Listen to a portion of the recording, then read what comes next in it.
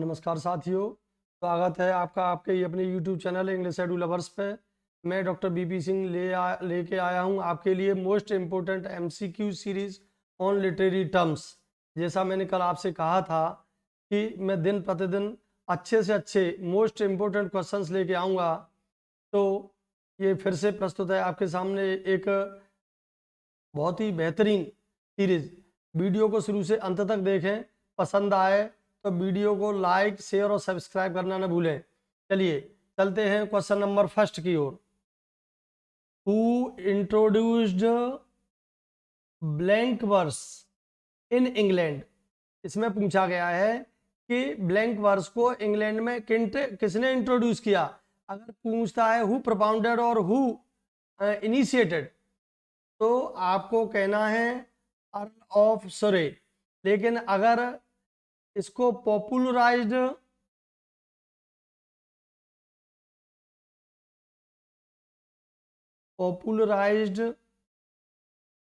By Marlowe, Christopher Marlowe, तब आपका answer क्या जाएगा डियर स्टूडेंट्स? मार्लो।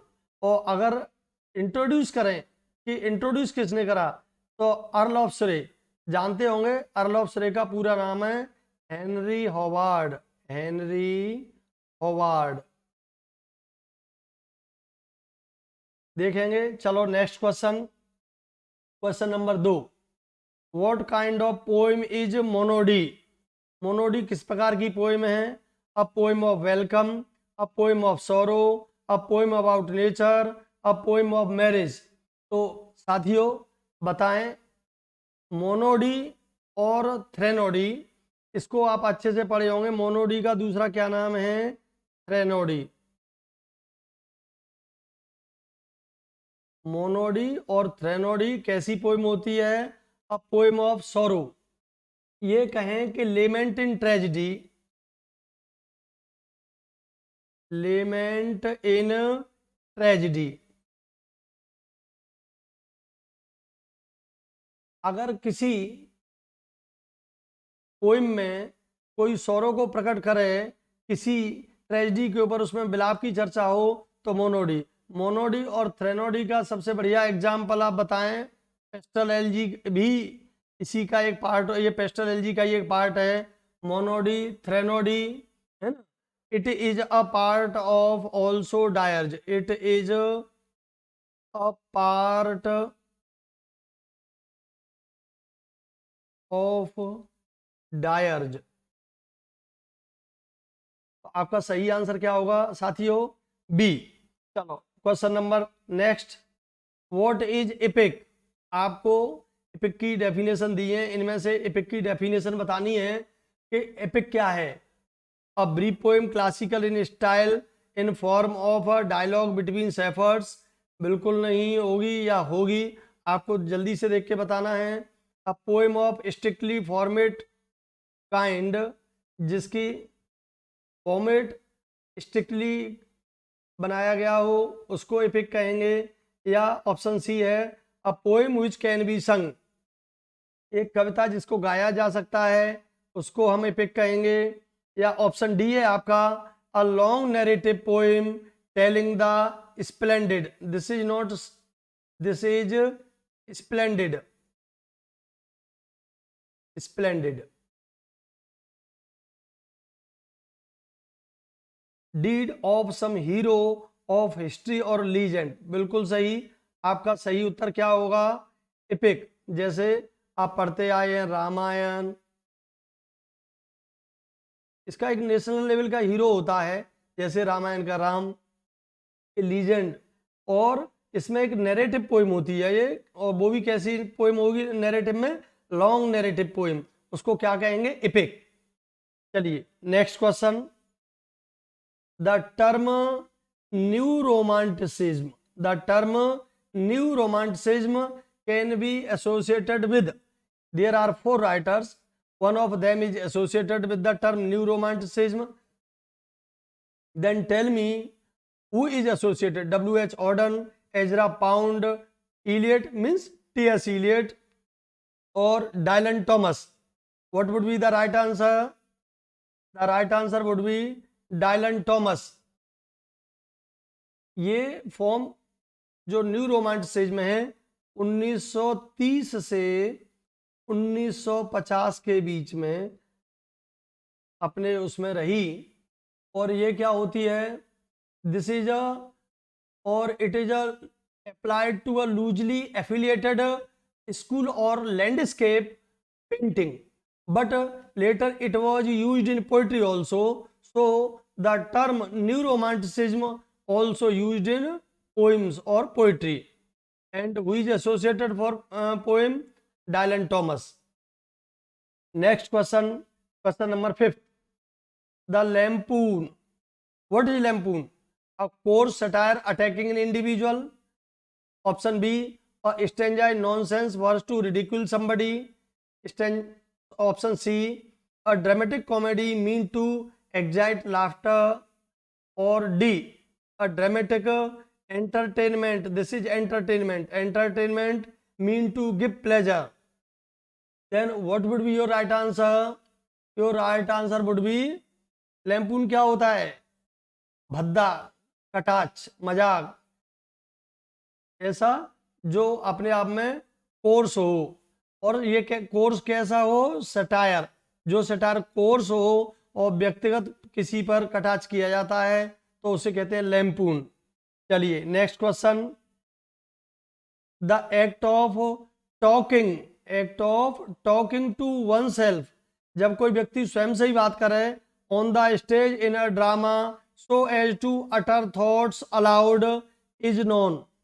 स्टेज पे खड़े होके, जहाँ स्टेज पे परफॉर्म होता है वहाँ कई करेक्टर्स खड़े हैं, लेकिन एक व्यक्ति जोर जोर से बात कर रहा है ना, और खुद से ही बातचीत कर रहा है, दूसरे करेक्टर से बात नहीं कर रहा, तो उस टर्म को क्या कहेंगे, डायलॉग कहेंगे या ड्रामेटिक मोनोलॉग कहेंगे, सोलोलॉजी कहेंगे या पॉइंट ऑफ व्यू कहेंगे।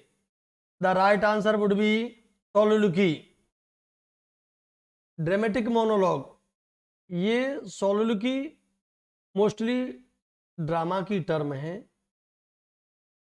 ड्रामेटिक मोनोलॉग ये दिखने में ड्रामेटिक है लेकिन ये पोएम में होती है। इसके यूज किसने करा है, रॉबर्ट ब्राउनिंग ने बहुत प्रयोग करा है इसका, रॉबर्ट ब्राउनिंग। डायलॉग ड्रामाज में जब दो या दो से अधिक कैरेक्टर आपस में बातचीत करने के लिए स्टेज पे बात करते हैं तो डायलॉग अपनाए जाते हैं, आप जानते होंगे। Next question, question number 7। Stream of consciousness in literature denotes, it means, what is stream of consciousness? A mode of narration that capture the full flow of a character's mental process, or a state of mind, or a manner of linguistic expression, or dramatic monologue। बताएं फटाफट से, आप सब लोग जानते हैं क्या है ये। सही आंसर है साथियों, a mode of narration that capture the full flow of characters mental process। जो स्ट्रीम माने धारा, कॉन्शस है जो सचेत रह के व्यक्ति जागते हुए जब किसी चीज के बारे में सोच रहा है और वो प्रवाह को अगर वर्णन किया जाता है, स्ट्रीम ऑफ कॉन्शसनेस। ये किसने दी थी, विलियम जेम्स ने। किसने दिया था सबसे पहले, विलियम जेम्स। अब आपको ये तो पता है कि बहुत फेमस टर्म है, इस पर कई बार क्वेश्चन पूछा गया है और फिर से क्वेश्चन पूछा जा सकता है, अतः बहुत ही महत्वपूर्ण प्रश्न है, इन सबको ध्यान से देखें और याद करके रखें। Next question, litotes is a Greek word for, means it is used for. Litotes, this is not litotes, this is litotes. Plain and simple, over shooting, understatement और अफर्मेशन। आप अगर फिगर ऑफ स्पीच पढ़ते होंगे तो लिटोटी जरूर पढ़ा होगा, नहीं तो पढ़ें। और इसका मीन्स होता है अफर्मेशन। क्या होता है इसका means, affirmation.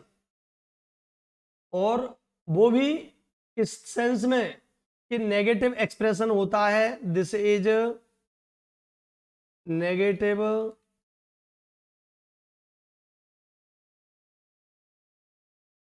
expression but denotes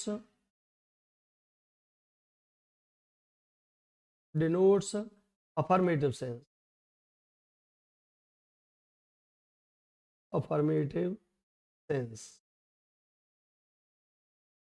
That is called litotes. Next question. Question number 9. What is meant by doggerel? आपके सामने 4 सेंटेंस हैं, इनमें एक डॉगरल का मीन्स है अर्थात डेफिनेशन समझिए शॉर्ट में. Rough, heavy and jerky verification, versification. A poem, this is not verification, versification. A poem written to express grief, a short witty thought-provoking poem, a piece of writing with animal as main characters. जिनमें animal main character के रूप में आते हैं वो क्या कहलाती हैं? फेबल. इसलिए ये नहीं होगा आपका. Short witty thoughts provoking poem, तो ये भी आपका उत्तर नहीं होगा. यहाँ डॉगरल की बात चल रही है, इसका मीन्स होता है साथियों क्या? ऐसी पोएम जो किसी पे सटायर के लिए कॉमेडी में यूज की जाती है, डॉगरल. तो ये rough, heavy and jerky versification, वर्ष काव्य. Answer would be doggerel. Your next question. The term, which term? Platonic love is today stands for. Platonic love का आज के सेंस में क्या अभिप्राय है? Ideal love for beauty, heavenly beauty of God, love divorced from sexual desire, love as a propounded by प्लेटो.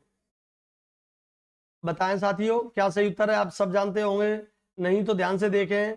सही उत्तर होगा love divorced from sexual desire. Platonic love Plato की एक रचना आई थी और उसका नाम क्या था?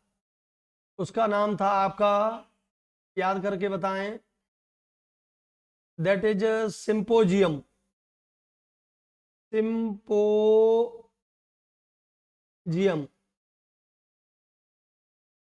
सिंपोजियम में पहली बार प्लेटो ने प्लेटोनिक लव की चर्चा की थी, लेकिन बाद में इसको अलग अलग कई राइटर्स ने प्रयोग किया है.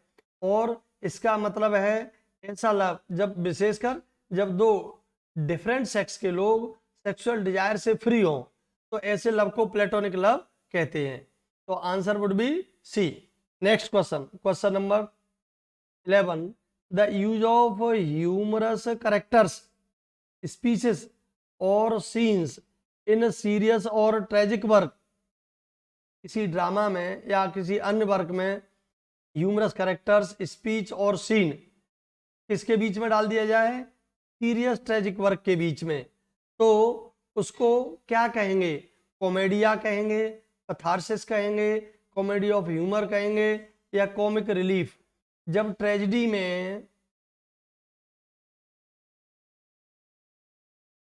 बहुत ही टेंस का माहौल होता है, तो उससे रिलीफ के लिए बीच में ह्यूमरस कैरेक्टर या ह्यूमरस स्पीच या सीन आदि को प्रयोग करना प्ले में क्या कहलाता है?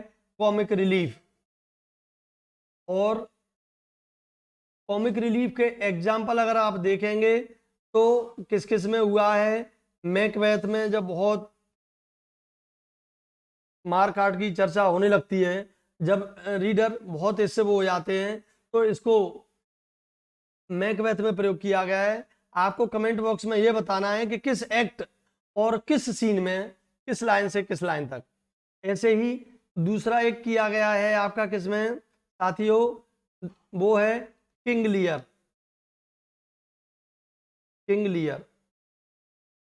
किंग लियर में भी इसका प्रयोग किया गया है. किसका? कॉमिक रिलीफ का. तो बताएं कि ये किसके द्वारा प्रयोग किया गया है? चलो मैं ही बता देता हूं. फूल के द्वारा इसका प्रयोग किया गया है. एक्ट सेकंड और सीन भी सेकंड में. I think line should be 55 to 58. ये किंग लियर में प्रयोग किया गया है. ऐसे ही मैकबेथ का मैंने आपसे कमेंट पूछा है, अन्यथा मैं आपको जरूर बताऊंगा ऐसे. चलिए next question. Who is pioneer of Gothic novels? Gothic novels का पायोनियर किसे? पायोनियर जानते हैं? अग्रदूत. क्या होता है साथियों? पायोनियर का मतलब अग्रदूत. अग्रदूत का अभिप्राय जो सबसे पहले लेके आया, तो आंसर आपका क्या होगा? सही उत्तर Horace Walpole and Radcliffe, Matthew Lewis और Henry James. The right answer would be. और गोथिक नॉवेल्स के तो कई एग्जाम्पल हैं, लेकिन हॉरेस वॉलपोल का कौन सा है आप बताएं? सही आंसर क्या है? द कैसल,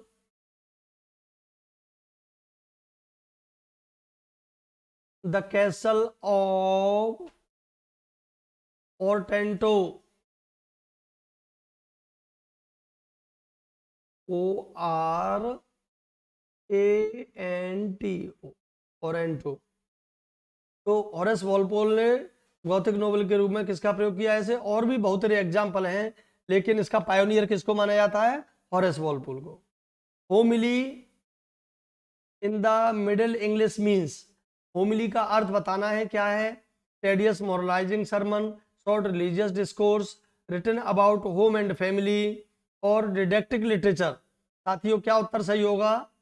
मुझे पता है कि आप ज़्यादातर सब लोगों को पता है, इसका सही उत्तर होगा बी, शॉर्ट रिलीजियस डिस्कोर्स।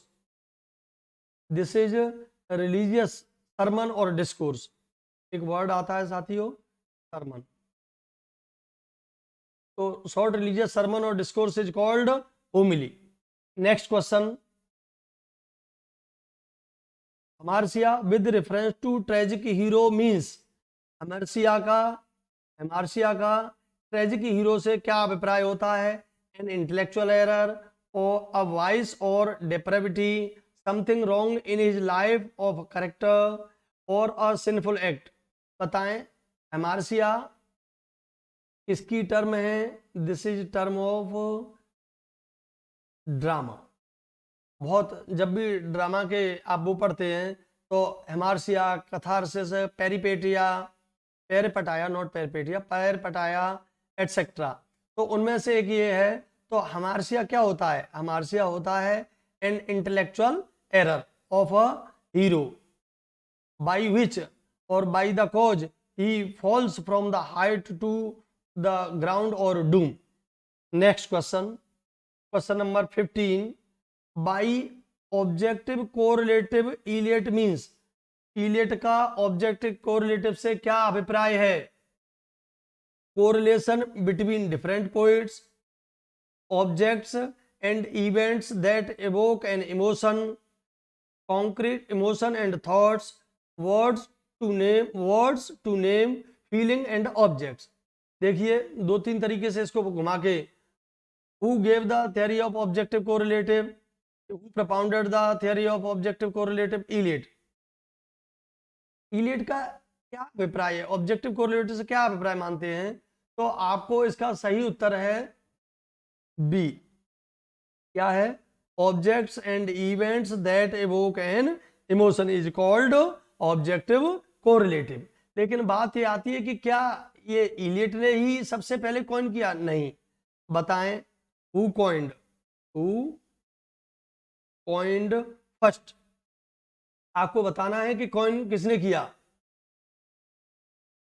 आता हो तो जल्दी से कमेंट बॉक्स में कमेंट करें, नहीं तो देखें, एक अमेरिकन राइटर और पोइट हैं, जिनका नाम है क्या? वॉशिंगटन एलिस्टन। अमेरिकन राइटर हैं वॉशिंगटन एलिस्टन।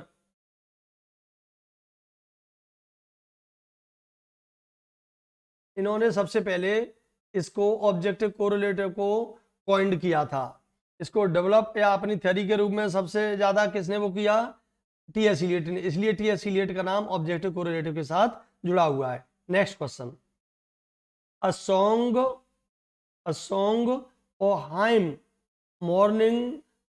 मॉर्निंग कंपोज्ड और performed as a memorial to dead person.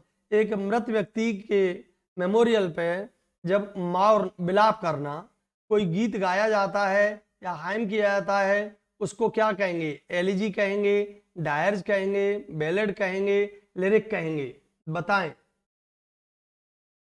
सही उत्तर क्या होगा? एलिजी होगा, पढ़ा है, लेकिन वहां एग्जाम में ऐसे ही कंफ्यूज किया जाता है।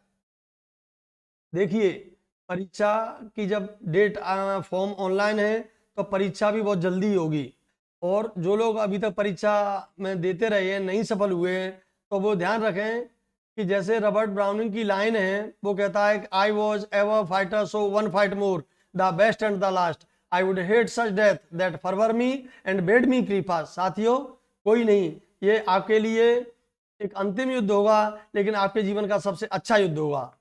अर्थात पूरी अपनी ताकत झोंक दें और जुट जाएं तैयारी में। आप चाहे एलजी की चर्चा हो, चाहे डायरीज की हो, बैलेड की हो, लिरिक की हो, आप सबको पलट पलट के देखें एक एक को। ऐसा हो ही नहीं सकता कि आप क्वेश्चन सॉल्व करें। असफलता सदैव ये दर्शाती है कि सफलता का प्रयास पूरे मन से नहीं किया।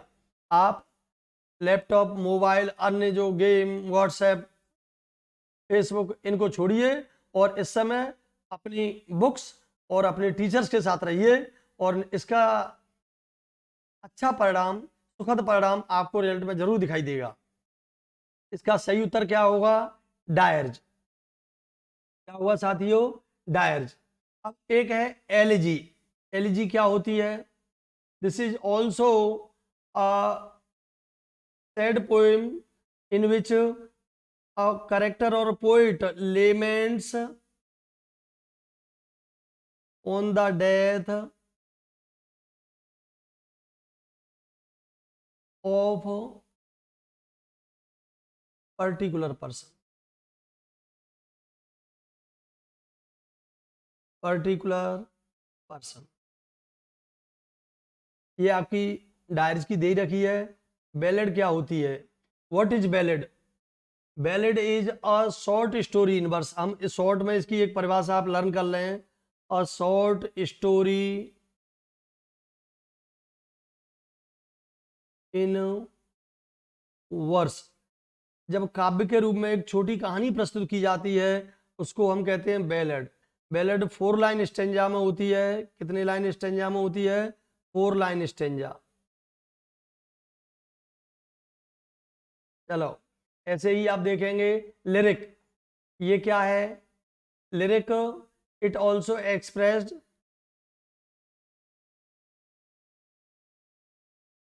Thoughts and feelings.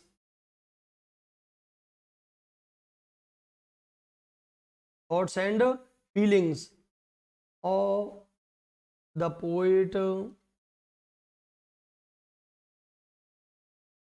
इसकी थीम क्या क्या हो सकती है?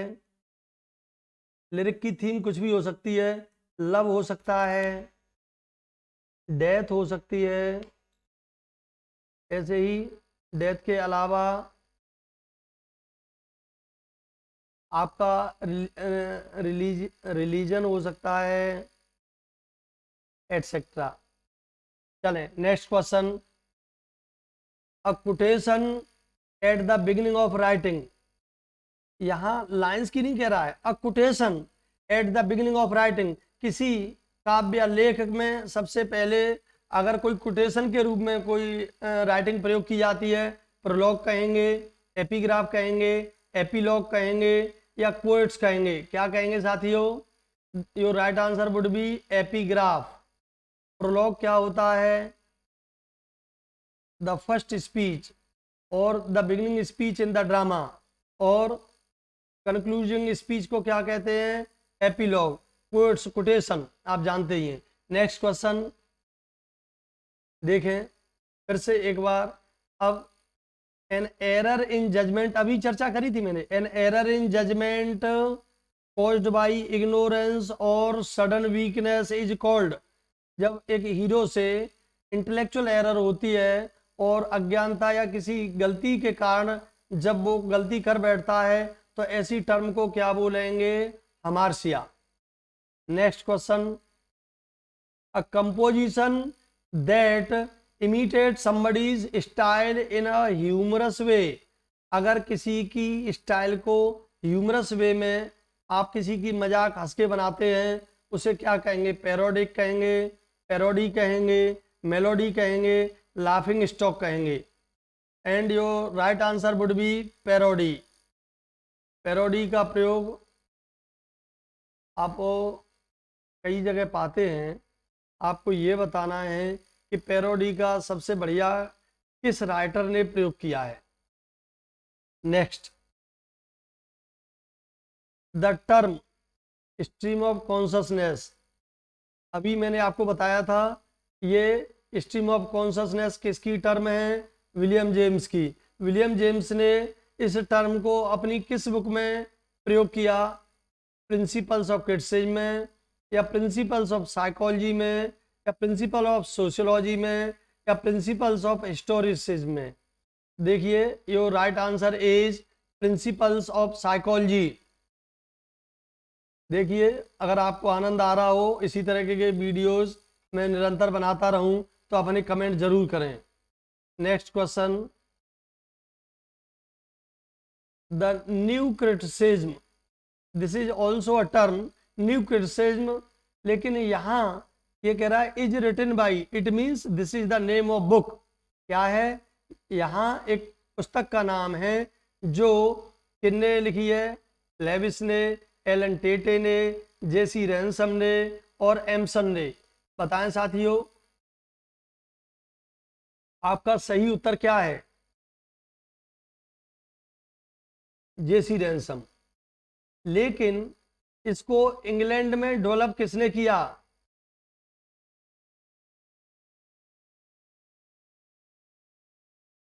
ये आपको कमेंट करके कमेंट बॉक्स में बताना है, नहीं तो मैं अगले वीडियो में आपको जरूर इसको वो करूंगा। Next question, 7 types of ambiguity is written by, this is also a work and term.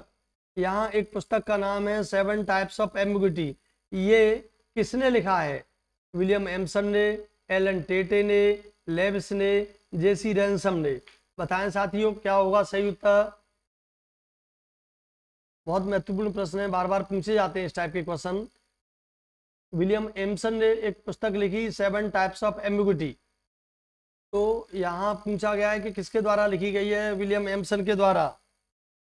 अब इसमें किस टर्म का प्रयोग हुआ है ये कमेंट बॉक्स में करके बताएं, देखेंगे। Next question, who is called the father of criticism, यहाँ पूछा है फादर ऑफ क्रिटिसिज्म। आपको प्रश्न जब एग्जाम में दिए होते हैं तो घुमाने का तरीका होता है, आपको उससे विचलित नहीं होना है, परेशान नहीं होना है।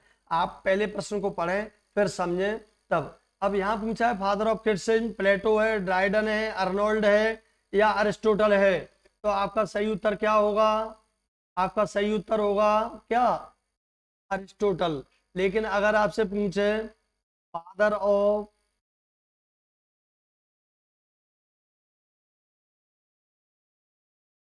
इंग्लिश क्रिटिसिज्म, तब आपका क्या उत्तर होगा, तब आप अरिस्टोटल नहीं, आप करेंगे John Dryden. Is that clear. Father of English criticism John Dryden, father of criticism Aristotle. Next question देखेंगे, a stanza of 8 lines, stanza की बात चल रही है यहाँ, दैट हैज और in it iambic pentameter, stanza of 8 line in iambic pentameter. तो उस स्टेंजा को क्या कहेंगे, ottava rima, terza rima, rhyme royal, none of these. देखिए 8 लाइन की बात कर रहा है, 8 लाइन का मतलब ओटावा रीमा। क्या है, ओटावा रीमा। इसको इंग्लिश में किसने इंट्रोड्यूस किया था, सर टॉमस व्याट ने, सर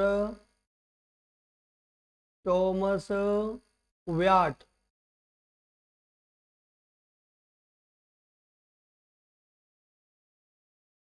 किस सेंचुरी में, 16वीं सेंचुरी में।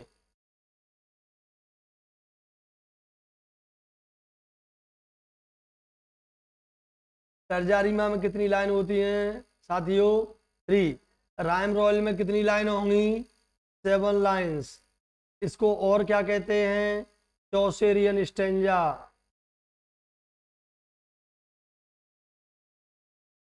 और नन का तो कोई वो ही नहीं है, तो आपका जो 8 लाइन्स का सही आंसर क्या है, ओटावा रीमा। चलिए next question, a short pithy instructive saying is called. A short pithy instructive बहुत फेमस है, आपने पढ़ा है, अगर प्रोज पढ़ी है तो जरूर पढ़ा होगा।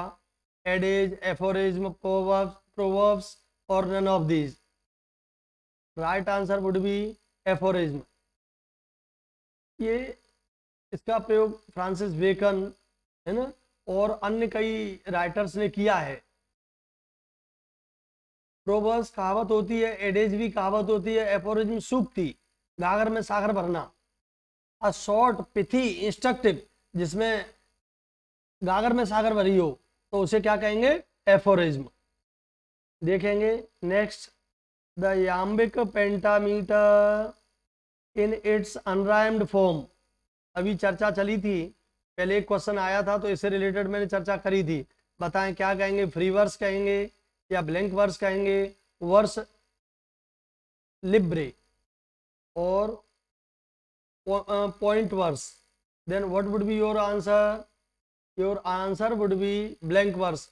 ये एक तरीके से ब्लैंक वर्स की डेफिनेशन है। Iambic pentameter in its unrhymed form is called blank verse. दो तरीके से पूछ सकता है। ब्लैंक वर्स इज, आपको ये सेंटेंस दे देगा, या सेंटेंस इसकी डेफिनेशन दे दी, आपको पूछ लेगा ये कौन सी टर्म है। Is that clear? Your next question, question number 27, the term used for short performance often farcical, usually sandwiched between the acts of long play. जब किसी एक नाटक के, बड़े नाटक के बीच में, उसके एक्ट्स के बीच में सैंडविच के रूप में परफॉर्मेंस फार्सिकल, वही हंसी मजाक के लिए प्रयोग करते हैं, तो उसको क्या कहेंगे? वन एक्ट प्ले कहेंगे, कॉमिक रिलीफ कहेंगे, पोएटिक जस्टिस कहेंगे, या interlude? What would be the correct answer? The correct answer would B interlude. Inter माने मध्य, ल्यूड माने, आप जैसे फिल्म देखने जाते बीच में इंटरवल कर दिया जाता है, ऐसे ही आप जब किसी बड़े प्ले को, एक लॉन्ग प्ले को पढ़ रहे होते हैं, तो उसमें कहीं ना कहीं आपको हंसी मजाक के लिए क्या डाल दिया जाता है? फार्सिकल, सैंडविच की तरह, तो उसको क्या कहते हैं हम? Interlude. Your next question, who called the father of English criticism? इसका आंसर मैं आपको पहले ही बता चुका हूं साथियों, क्या है? John Dryden. और फादर ऑफ क्रिटिसिज्म क्या था आपका? आप जानते हैं। Next question, the phrase theatre of absurd coined by, एक फ्रेज है या टर्म है, the theatre of the absurd, किसके द्वारा कॉइन की गई? सबसे पहले किसने इसको प्रोपाउंड किया? ऑसबॉर्न ने, गोल्सवर्दी ने, जी.बी. शॉ ने और Martin Esslin. The right answer is Martin Esslin. Martin Esslin किससे जुड़े हुए हैं? किसको प्रोपाउंड किया, कॉइंड किया है? थिएटर ऑफ एब्जर्ड को। इसे लर्न करके रखेंगे। Next, poetry is musical thought, who said? This is the definition of poetry that is given by Wordsworth, शैली, कीट्स, कार्लाइल। आपने वर्ड्सवर्थ की पढ़ी है, स्पॉन्टेनियस ओवरफ्लो, तो ये तो नहीं है। शैली की भी पढ़ी होगी, कीट्स की, लेकिन इसका सही आंसर है साथियों, अभी मैं सबकी नहीं, जब मैं कीट्स और शैली को डिस्क्राइब करूंगा तो मैं इनकी डेफिनेशन जरूर आपको बताऊंगा। लेकिन आपको पता होनी चाहिए कि शैली ने पोइट्री की क्या डेफिनेशन दी है, कीट्स ने क्या दी है, वर्ड्सवर्थ ने क्या दी है। और फिर भी अगर आपको कोई चीज़ नहीं समझ में आए तो आप कमेंट बॉक्स में कमेंट जरूर करें, ताकि मैं आपके लिए इससे भी शानदार और बेहतरीन वीडियो लाऊं। अगर आप टीजीटी पीजीटी की परीक्षा इंग्लिश से दे रहे हैं तो आप मेरे दिए गए इस नंबर पर भी संपर्क कर सकते हैं। अगर कोई प्रॉब्लम है तो ये व्हाट्सएप नंबर है, आप इस पर व्हाट्सएप भी कर सकते हैं। धन्यवाद साथियों।